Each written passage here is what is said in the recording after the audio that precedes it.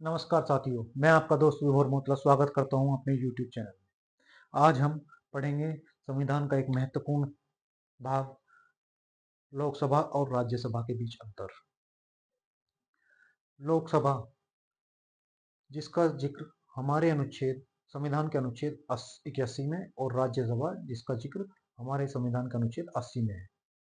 राज्यसभा जनता द्वारा लोकसभा के सदस्य, हमारे यहाँ पे लोकसभा कौन चुनती है? हम एमपी चुनते हैं, तो जनता द्वारा चुने जाते हैं। कैसे? सार्वजनिक रूप पे, सार्वजनिक रूप से मतदान होता है। हमारे स्कूलों में वोटिंग सेंटर बना दिए जाते हैं, वहां पे लोग जाके मतदान करते हैं। तो सार्वजनिक रूप से गुप्त मतदान, एक बक्सा बना हुआ होता ना, बक्से के पीछे जाते खड़े होते हैं और जाके चुप से बटन दबा देते हैं। ठीक है, तो कैसा हो गया? गुप्त मतदान हो गया। किसने किया? जनता ने किया। जनता ने किसे चुना? अपने एमपी को। तो जनता चुन रही है, तो प्रत्यक्ष चुनाव। तो कैसा हुआ? प्रत्यक्ष।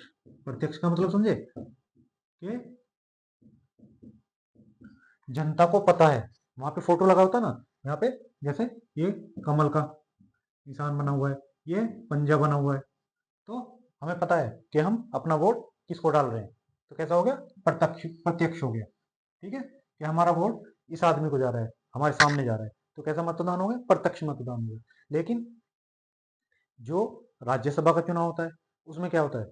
हम जब विधानसभा के लिए मतदान करते हैं, जब हमारे राज्य में विधानसभा के लिए मतदान करते हैं, तो हम यहाँ से एमएलए चुन के भेजते हैं। ठीक है ना, विधायक चुन के भेजते हैं। और वो विधायक जाकर, जैसे ये हो गया एक आदमी, इसने क्या किया? वोट किया। किसे? एक विधायक को इसने चुना, और इसने चुना एक राज्यसभा के एमपी को। ठीक, तो हमने क्या किया? प्रत्यक्ष रूप से किसे चुना? एक विधायक को। विधायक ने अपना वोट किसे दे दिया? एक राज्यसभा के एमपी को। तो जनता ने तो इसको प्रत्यक्ष नहीं चुना, राज्यसभा के एमपी को जनता ने तो नहीं चुना ना। जनता ने कौन चुना? एमपी, वो एमएलए। और एमएलए ने अपना वोट किसे दिया? राज्यसभा सांसद को। तो जनता ने ये क्या चुनाव हो गया? अप्रत्यक्ष रूप से चुनाव हो गया। तो ये कैसा चुनाव होगा? अप्रत्यक्ष चुनाव। ठीक है, क्योंकि यहाँ पे क्या हो रहा था? जब हम लोकसभा में, क्या है लोकसभा, लोकसभा में ये सीटें बनी हुई हैं, यहाँ से जनता हो गई बहुत सारी। यहाँ दो कैंडिडेट हो गए या तीन मान लो, जैसे एक्स वाई जेड। अब इतने सारी 100 वोटें पड़ी, इसे ज्यादा वोटें मिल गई, मान लिया एक्स पहुंच गया यहाँ पे। तो किसने भेजा? जनता ने डायरेक्ट उठाया कि जाओ एक्स, तुम जाके राज्यसभा में बैठे। ठीक है, अब अब राज्यसभा का चुनाव है, ये हो गई जनता। इसने यहाँ पे हो गई विधानसभा। यहाँ से जनता ने ए बी सी, इसको मान लो बी को इसने विधायक बनाया, विधायक बना के यहाँ पे भेज दिया। अब यहाँ पे बहुत सारे विधायक आ गए, जैसे युग में 403। ठीक है, और यहाँ से ये हो गई राज्यसभा, ये सीटें बनी हुई है। तो इन विधायकों ने वोट किया एमपी के लिए। ठीक है, और यहाँ से एमपी चुन के भेजा। ये कैसा हो गया? जनता ने प्रत्यक्ष रूप से किसे चुना? विधायक को। विधायक ने किसे चुना? राज्यसभा सांसद को। लेकिन जब लोकसभा की बात थी, तो लोकसभा में जनता डायरेक्ट अपना प्रतिनिधि चुन रही थी। तो ये कैसा हो गया? लोकसभा का चुनाव प्रत्यक्ष चुनाव, क्योंकि जनता प्रत्यक्ष रूप से चुनती है। और राज्यसभा का चुनाव कैसा हो गया? अप्रत्यक्ष चुनाव, क्योंकि जनता इसको अपने प्रतिनिधित्व के द्वारा चुनवाती है। ठीक है, ये अगर कार्यकाल की बात करें, तो इसका कार्यकाल 5 वर्ष। कितना कार्यकाल है इसका? 5 वर्ष।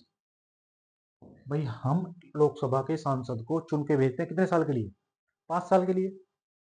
लेकिन अगर वो बीच में ही गड़बड़ कर दे, दूसरी पार्टी से मिल जाए या 2/3, तो सरकार बीच में गिर भी सकती है। कई बार ऐसा होता है ना, जैसे 272 चाहिए, अब इसके 2/3 सांसद जाके कांग्रेस में मिल गए, बीजेपी को जिताया और जाके वो कांग्रेस में मिल गए, तो तो सरकार गिर जाएगी। या प्रधानमंत्री क्या करे? प्रधानमंत्री की सलाह पर राष्ट्रपति क्या करेगा? इसको भंग कर सकता है।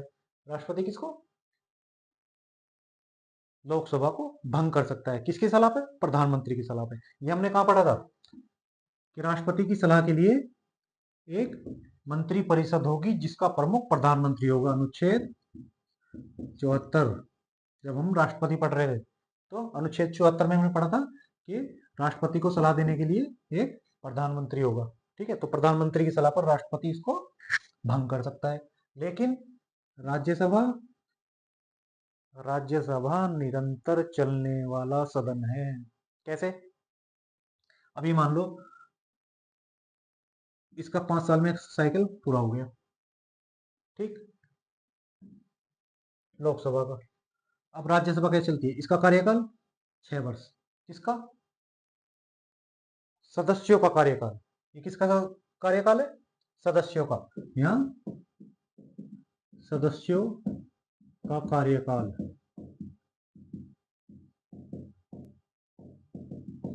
यहाँ सदस्यों का कार्यकाल 6 वर्ष है। लेकिन राज्यसभा में क्या है? जैसे मान लो यहाँ पे 60 सदस्य मान लो, फॉर एग्जाम्पल 60 सदस्य मान लेते हैं, 60 सदस्य राज्यसभा में। अब आज हो गए 2024 में, मान लेते हैं 24 में, 2024 में 60 सदस्य चुनी गई है। फिर अगले 2 साल में क्या होगा? 26 में, 2026 में 20 माइनस हो जाएंगे इसमें से, ठीक है, और 20 नए प्लस हो जाएंगे। ये क्या होंगे? नए। ये क्या हो गए? पुराने। तो क्या हुआ? पुराने 20 चले गए और नए 20 आ गए। कितने साल बाद? 2 वर्ष बाद, 2026 में। अब क्या हुआ? नए आ गए तो संख्या तो 60 ही बनी रही, यहाँ पे भी 60 ही बनी रही। आगे चलेंगे 2 साल, यहाँ पर 2 वर्ष बाद क्या होगा? 20 चले जाएंगे, -20 हो जाएंगे, लेकिन +20 और आ जाएंगे। संख्या कितनी बनी है? 60। ऐसे ही आगे। फिर मतलब 6 साल बाद सारे सदस्य नए हो जाएंगे, लेकिन सदन भंग नहीं होगा। सदन लगातार चलता रहेगा। यहाँ से आ जाएगा, फिर ऐसे आ जाएगा, तो ये सदन ऐसे चलता रहेगा, भंग नहीं होगा।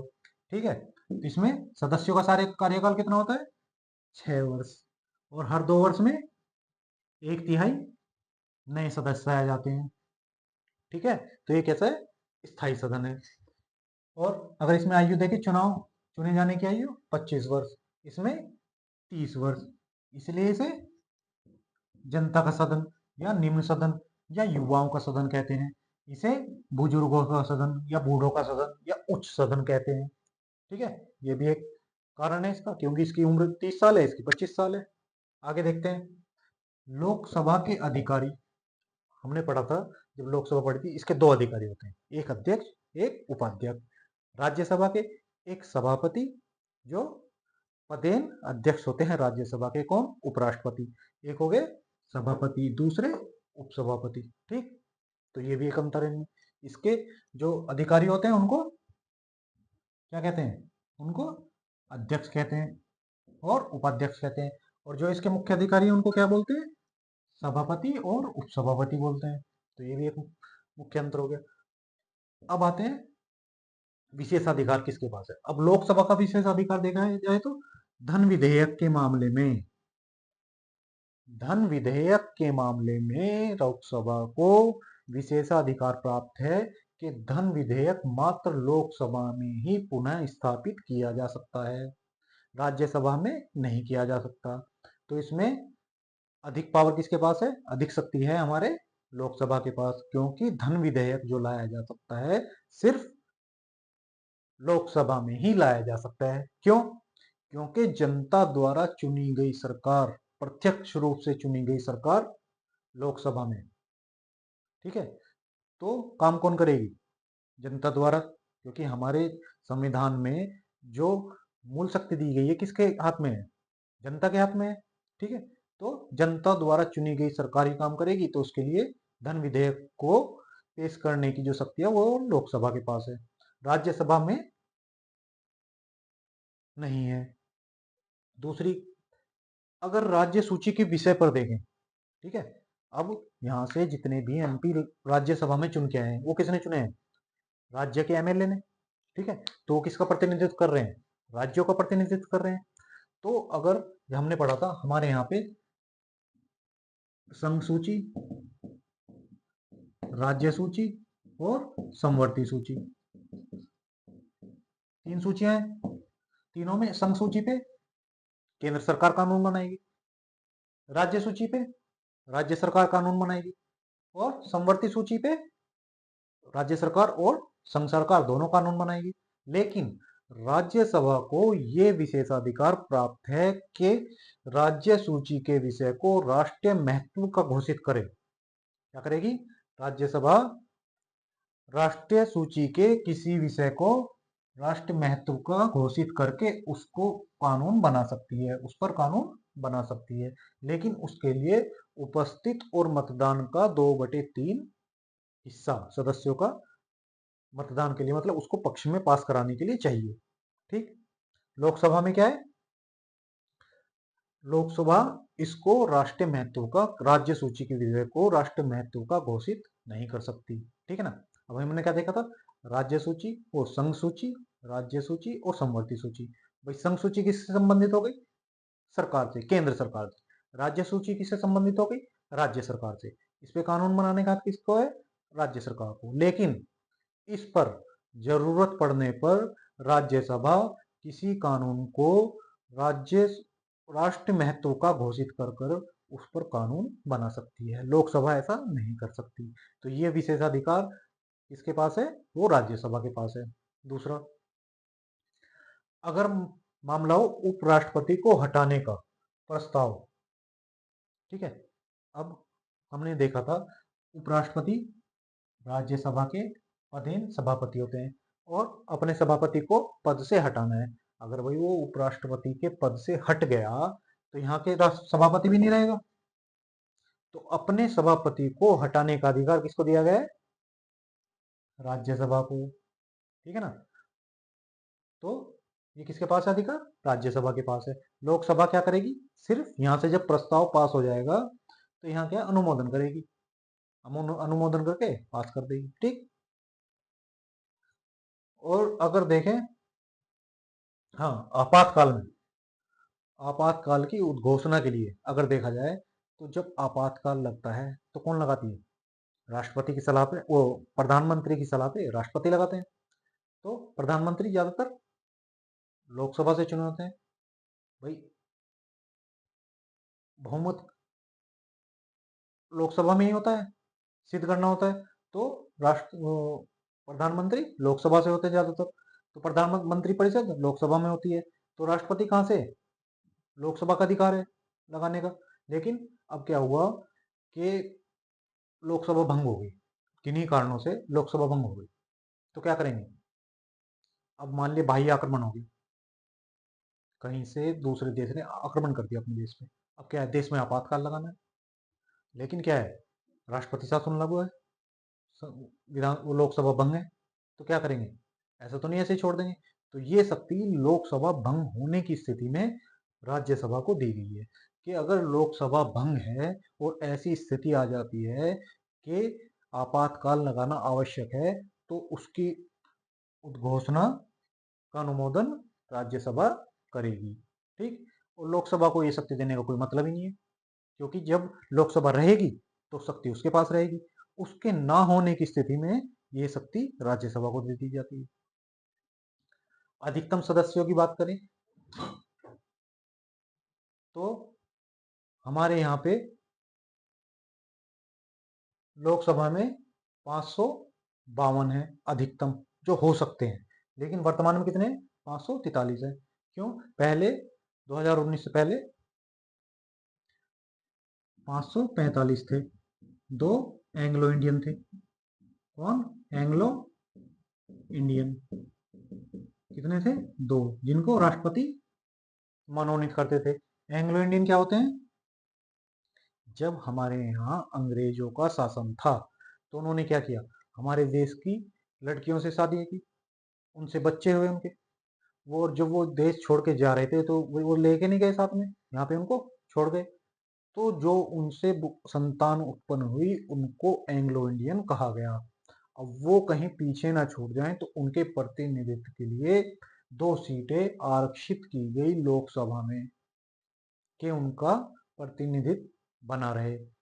2019 में 104वें संविधान संशोधन से इसको हटा दिया गया। अभी कितनी सीटें हैं? 543, पहले कितनी थी 545। ऐसे ही राज्यसभा में 250 सीटें हैं और वर्तमान में 245। अधिकतम 250 लेकिन वर्तमान में 245। इसमें भी 12 सदस्य राष्ट्रपति द्वारा मनोनीत होते हैं। किससे? 4 क्षेत्रों से, कला, संस्कृति, साहित्य और विज्ञान से।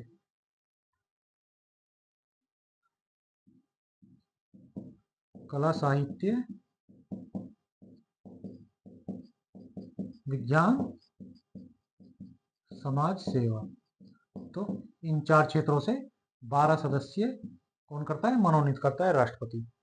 तो ये हो गया हमारा दोनों के बीच अंतर। एक बार रिवाइज कर लेते हैं। लोकसभा का चुनाव प्रत्यक्ष, राज्यसभा का अप्रत्यक्ष।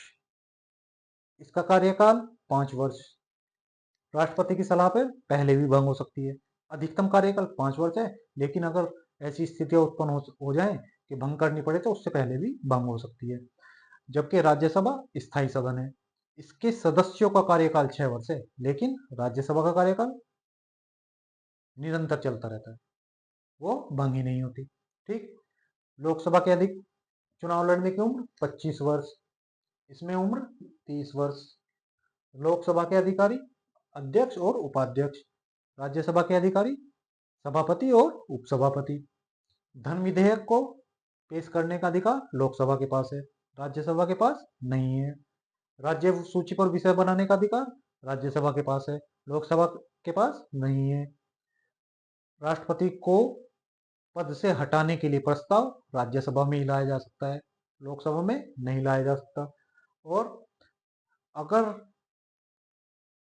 लोकसभा नहीं है, ठीक है, लोकसभा विघटित हो गई है, तो आपातकाल का अनुमोदन राज्यसभा करेगी। वर्तमान में अधिकतम सीट है लोकसभा के पास 552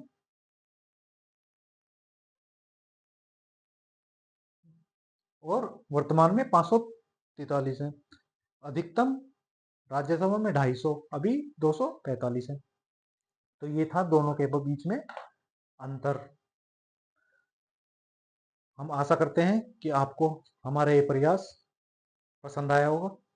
अब मेरे चैनल को आप लाइक करें, सब्सक्राइब करें और हमारा ये प्रयास कैसा लगा आप कमेंट में ज़रूर लिखें। नमस्कार।